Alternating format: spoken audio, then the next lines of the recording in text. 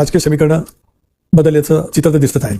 अशा वेळेला नव्याने त्या संदर्भातली चर्चा सुरू व्हायची असेल तर समोरच प्रस्ताव आला पाहिजे की नेमकं विलिनीकरण कशा पद्धतीने होणार, काय अपेक्षित आहे, काय नाही. हे जर काही आलं तर मग बहिणींच्या नेतृत्वाखाली आम्ही सगळ्यांना बसून त्या विषयावरती चर्चा करता येईल.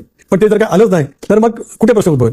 ते येऊ द्या विलिनीकरणाच्या बाबतीमध्ये सुद्धा. कारण ज्यावेळेला दोन राजकीय पक्ष विलीन होतात, खरं तर मी मागे एकदा प्रश्न विचारला होता, विलिनीकरण कुठल्या पक्षाचं, कोणत्या पक्षात. आता हा प्रश्न मी तसा कंटिन्यू पण करू शकतो किंवा थोडासा जरी त्याला थांबवलं त्या प्रश्नाचं तरी सुद्धा विलिनीकरणाच्या बाबतीमध्ये नेमकं काय आहे, काय प्रस्ताव आहे, हा एकदा आमच्याकडे येऊ द्या तर खरं.